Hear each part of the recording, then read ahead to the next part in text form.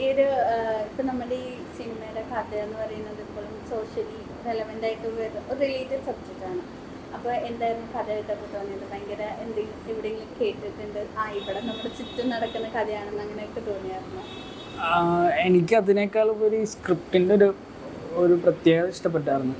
ഒരേ സമയം 3 ട്രാക്ക് പോകുന്നുണ്ട്, 3 കഥകൾ ഒരേ പാരലലി പറഞ്ഞു പോകുന്നുണ്ട്.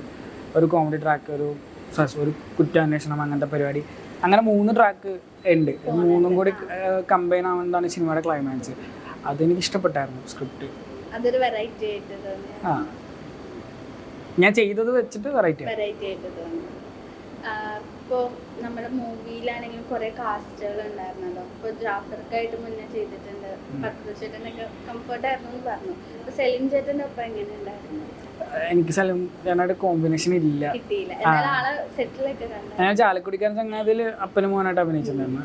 പക്ഷെ അത് ഒത്തിരി കാലമായില്ല, 2018 ഇത് ഈ പടത്തിൽ കോമ്പിനേഷൻ ഒന്നുമില്ല. എനിക്ക് ഷാജോൺ ചേട്ടനായിട്ടും പിന്നെ ഞങ്ങൾ 5 പേര് ആയിട്ടുള്ള പരിപാടികളാണ്. അപ്പോൾ വീണ്ടും ആ സിനിമയിൽ അപ്പനും മോനായിട്ട് അഭിനയിച്ച് ഈ സിനിമയിൽ ഡയറക്ട്ലി കണ്ടപ്പോൾ എന്തെങ്കിലും പറഞ്ഞാൽ മീറ്റ് ചെയ്തിട്ടുമില്ല, കോമ്പിനേഷൻ ഇല്ല. ആളെ കണ്ടേ ഇല്ല. ഓക്കെ. ഇപ്പൊ നമ്മുടെ സിനിമയാണെങ്കിലും റിലീസിന് ഒരുങ്ങുകയാണല്ലോ. അപ്പോൾ ഇതൊരു ഫാമിലി മൂവിയാണല്ലോ. അപ്പോൾ ആൾക്കാർക്ക് ഇപ്പോൾ എന്താ കാർത്തികിനെ വെച്ച് നോക്കുമ്പോൾ ഒരു ആയിട്ട് ഇപ്പോഴത്തെ ജനറേഷൻ ആണല്ലോ.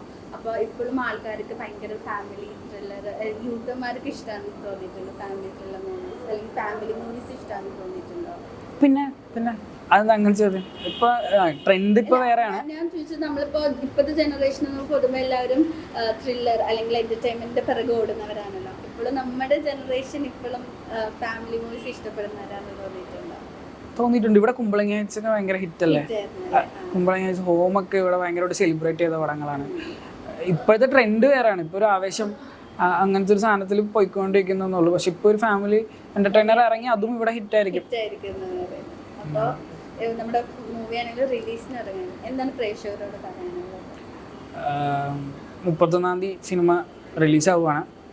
ഞാൻ നേരത്തെ പറഞ്ഞ പോലെ ഇതൊരു കോമഡി ട്രാക്കിലുള്ള എന്നാൽ കുറച്ച് ഒരു സസ്പെൻസ് പരിപാടികളൊക്കെ ഉള്ളൊരു സിനിമയായിരിക്കും. അപ്പോൾ കഴിയുമെങ്കിൽ ഒന്ന് 31 സിനിമ കാണുക. Thank you. അപ്പോൾ പറഞ്ഞ പോലെ തന്നെ സിനിമ വൻ ഹിറ്റ് ആവട്ടെ എന്ന് ആശംസിക്കുന്നു. ഇനി കാർത്തികിന് ഇനി നല്ല അവസരങ്ങൾ കിട്ടട്ടെ എന്ന് ആശംസിക്കുന്നു. Thank you.